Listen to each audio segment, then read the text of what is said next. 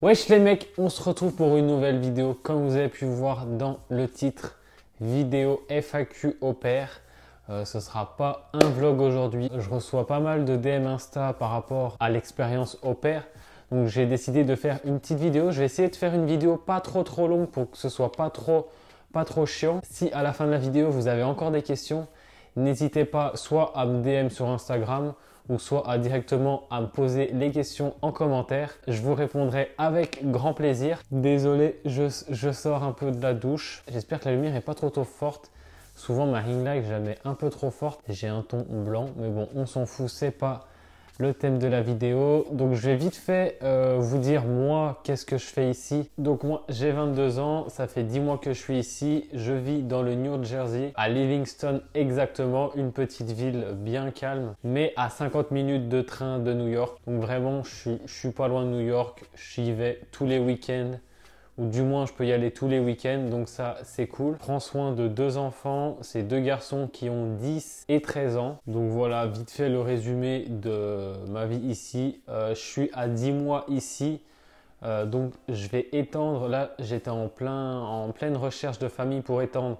Je voulais étendre une deuxième année sur la côte ouest, mais j'ai pas trouvé de famille, donc je vais continuer avec la même famille sur la côte est. Et puis voilà. Donc je vais vite fait, je vais regarder mon carnet. J'ai noté quelques questions que j'ai vues sur Instagram. Ça va être tout dans le désordre parce que j'ai noté tout dans le désordre. Donc déjà, on m'a demandé comment on fait pour faire au pair.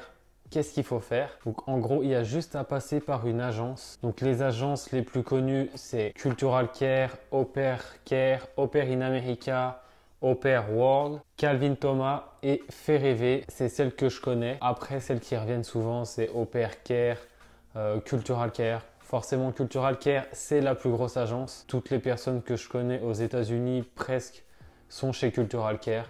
Donc, on va dire que c'est la plus grosse et la plus connue. D'ailleurs, pour le prix des agences, je crois que les autres agences sont entre 500 et 800 euros, il me semble. Et Cultural Care, c'est presque 1400 euros. Je crois que c'est 1375. Du moins, quand moi j'avais payé, c'était 1375 euros. Plus, tu dois payer une assurance. Je crois que maintenant, il y a une assurance Covid. Si tu peux pas partir, tu peux te faire rembourser. Moi, c'était une assurance annulation parce que quand je me suis inscrit dans l'agence, il n'y avait pas encore le Covid. Donc, en gros, c'était la même agence. Je sais plus si c'était, je crois, 60 ou 80 euros. Donc, si vous inscrivez chez le Cultural Care, n'hésitez pas à prendre cette assurance. C'est mieux de perdre 60-80 euros que perdre 1400 euros. Ce qui est compris dans le prix de l'agence, donc du coup vous avez donc tous les frais de dossier, tout ce que vous voulez. Vous avez avion aller et retour pour les États-Unis, donc vous n'avez pas besoin de payer l'avion. Vous avez aussi l'assurance qui est compris, donc l'assurance pour un an. Je dis bien un an parce que quand vous étendez pour la deuxième année, vous devez payer 395 $ exactement. Après, si souvent quand vous êtes dans votre deuxième année, les familles payent l'extension, mais ce n'est pas toujours le cas. Donc oui, 395 euros à payer pour la deuxième année si vous voulez rester une deuxième année. Pendant que dans les prix des agences et tout, vous aurez aussi à payer, donc si vous n'avez pas de passeport, à payer un passeport. Je crois que ça coûte dans les alentours de 85 euros un passeport. Ensuite, vous avez aussi le visa à payer. Le visa coûte 140 euros. Donc c'est pas vous payez 140 euros et ils vous donnent le visa, c'est vous payez un rendez-vous à l'ambassade de Paris. D'ailleurs le visa, vous pouvez l'avoir qu'à Paris, donc vous payez 140 euros un rendez-vous. Je dis bien un rendez-vous à l'ambassade. Donc vous allez là-bas, vous allez sur place et vous allez arriver devant une personne. C'est pas dans un bureau, truc comme ça, c'est vraiment un guichet comme quand vous allez, je sais pas, acheter un billet de train dans une gare. Il y a plein de guichets comme ça. Et en gros, la personne va vous poser quelques questions en anglais.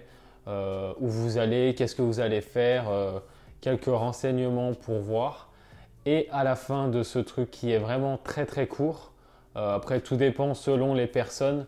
Des fois, ça peut durer plus ou moins longtemps.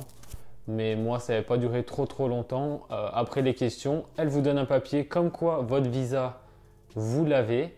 Donc vous donnez votre passeport et après eux vous le renvoient par la poste avec le visa. Si vous n'avez pas le visa, ils vous donnent un papier comme quoi vous n'avez pas le visa. Si vous voulez réessayer d'avoir le visa, il faut repayer un rendez-vous du coup de 140 euros. Au niveau des diplômes, il vous faut un bac ou équivalent au bac, permis de conduire et il faut rester 1 an minimum pour la première année. Pour la deuxième année, vous pouvez rester 6 mois, 9 mois ou 12 mois. Et il vous faut 200 heures de travail avec des enfants, que ce soit en centre de loisirs, babysitting, tout ce que vous voulez pour les filles et 400 heures pour les garçons. Ne me demandez pas pourquoi c'est plus pour les garçons, je ne sais pas, c'est vraiment bizarre, mais bon.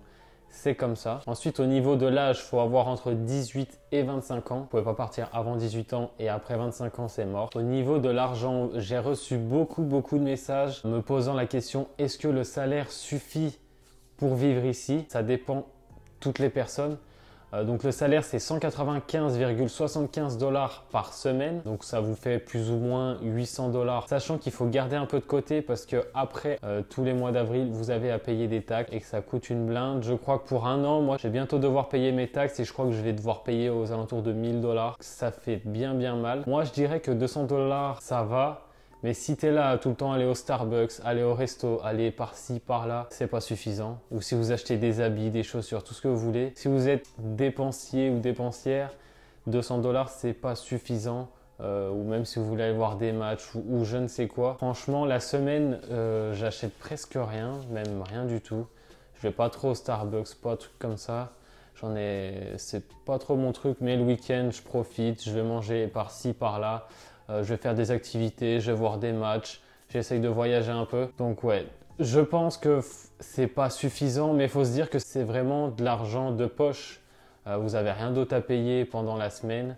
Donc c'est vraiment de l'argent de poche. Après moi je conseille vivement d'avoir vraiment de l'argent de côté. Moi du coup je devais partir je crois en 2019 ou 2020, je sais même plus tellement ça fait longtemps.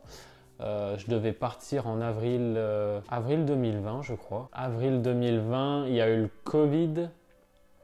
Du coup ça a repoussé mon départ de 1 an. Je suis parti en mars 2021. Mars 2021. Du coup, pendant ce laps de temps, j'ai travaillé, j'ai mis de côté. Du coup, ça m'a permis d'avoir pas mal d'argent de côté ici et de pouvoir profiter. Je suis allé à je ne sais combien de matchs de basket, parce que ça coûte une blinde, matchs de hockey, matchs de baseball, concerts. J'ai acheté des habits, des chaussures, plein de trucs. Vraiment, je me suis fait plaisir. J'essaye de vraiment profiter de mes 2 ans ici parce que c'est vraiment une expérience. C'est complètement différent que de travailler à l'étranger ou d'être en études ou je ne sais quoi. C'est vraiment différent de toutes les expériences. Donc j'essaye de profiter un max ici. Donc ouais, je vous conseille vivement d'avoir vraiment pas mal d'argent de côté. Au moins comme ça, vous pourrez faire ce que vous voulez. Après, c'est pas non plus impossible de vivre ici avec l'argent de poche que vous avez. Mais vous pouvez moins profiter. Donc voilà au niveau de l'argent. Au niveau des familles, alors je sais que moi j'ai galéré à trouver une famille. C'est plus galère pour les garçons de trouver une famille que pour les filles. Les familles recherchent plus de filles. De base, c'est filles au père, donc c'est vraiment basé sur les filles. Mais bon, il y a quand même vraiment pas mal de garçons qui font maintenant. Donc au niveau des familles, je sais que moi j'ai mis 1 an à trouver. Je m'étais pris vraiment à l'avance au cas où j'allais galérer et j'ai vraiment galéré. J'ai mis vraiment 1 an. Je me suis inscrit en décembre 2018, je crois. Et j'ai dû matcher en janvier 2019. Enfin bref, ça faisait 1 an que j'étais en ligne. J'avais eu une quinzaine de familles. Et donc ouais, j'ai mis 1 an à trouver une famille. Après, il y a des personnes qui s'inscrivent et au bout de 2 semaines, elles matchent. Donc c'est vraiment, ça dépend de la personne, ça dépend de plein de choses. Je ne pourrais pas vous dire en combien de temps vous pouvez trouver une famille. Vraiment, vous pouvez trouver une famille en 1 semaine, comme en 2 mois, comme en 6 mois. C'est vraiment différent pour chaque personne. Donc, si vous êtes inscrit dans l'agence et que vous voyez au bout d'1 mois, vous n'avez pas trop de famille, ne vous inquiétez pas. En plus, avec le Covid, c'est un peu plus galère.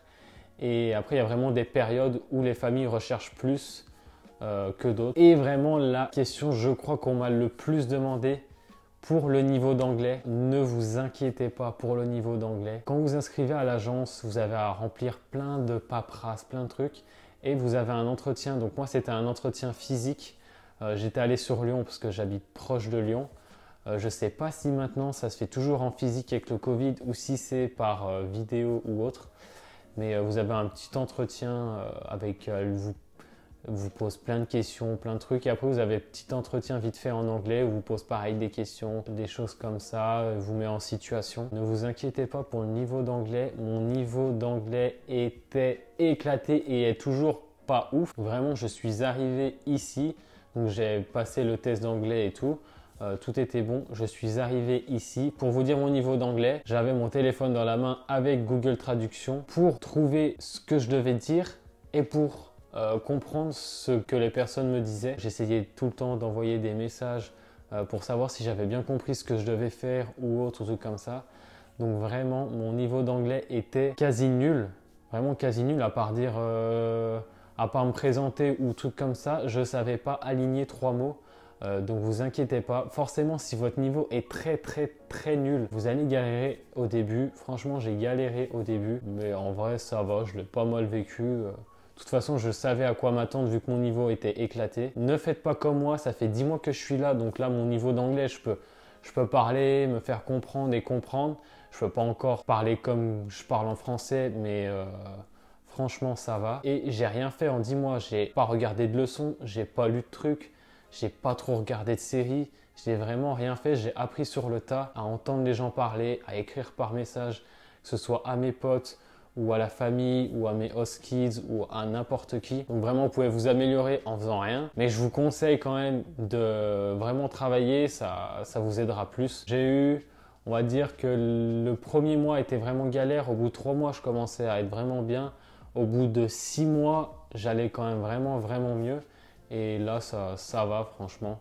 Il n'y a que par quelques moments, je ne comprends pas trop, trucs comme ça. Mais franchement, je peux aller n'importe où, demander de l'aide ou machiner ou appeler quelqu'un. Franchement, ça va. Donc ne vous inquiétez pas par rapport au niveau d'anglais, ça va aller. Après, vous pouvez aussi, si ça vous rassure, trouver une famille. Il y a pas mal de familles qui recherchent des Français parce qu'un des parents est français ou tout comme ça et du coup parle français. Ça peut vous aider, mais je vous déconseille ça parce que vous allez être plus là à parler français que anglais, alors que si vous êtes dans une famille vraiment que américaine, vous n'avez pas le choix de comprendre et de parler. Forcément, ça va être plus galère au début, mais ça vous aidera par la suite. Et aussi, je vous conseille de vous faire des potes étrangères ou étrangers. Je sais que moi, toutes mes potes, la plupart de mes potes sont brésiliennes, mexicaines, colombiennes. Donc, je suis obligé de parler anglais avec elles. Si vous voulez vraiment apprendre l'anglais, évitez d'être pote avec trop de Français. Forcément, c'est cool d'être avec des Français parce que vous pouvez parler et franchement, c'est vraiment cool. J'ai quelques potes français, mais c'est vrai que mes potes vraiment que je suis tout le temps avec elles, c'est vraiment que des Sud-américaines. Donc, je suis obligé de parler anglais et franchement, je pense que ça m'a aidé pas mal. Je crois que j'ai parlé de tous les sujets que je voulais. Forcément, j'ai dû oublier des questions. La vidéo est déjà assez longue. Si vous êtes resté jusqu'à la fin, merci. Ça fait grave plaisir. N'hésitez vraiment pas à mettre en commentaire si vous avez des questions ou directement à me contacter sur Instagram. Je mettrai mon Instagram dans la description comme d'habitude et au pire je vous l'afficherai à l'écran. Vraiment si vous avez des questions, que ce soit sur n'importe quoi, que ce soit sur l'expérience au pair ou la vie aux États-Unis ou je ne sais quoi, n'hésitez vraiment pas à m'envoyer un DM, je vous répondrai avec grand plaisir. Si ce genre de vidéo vous plaît, n'hésitez pas à liker et à vous abonner pour ne pas louper les prochaines vidéos. Sur ce, bye!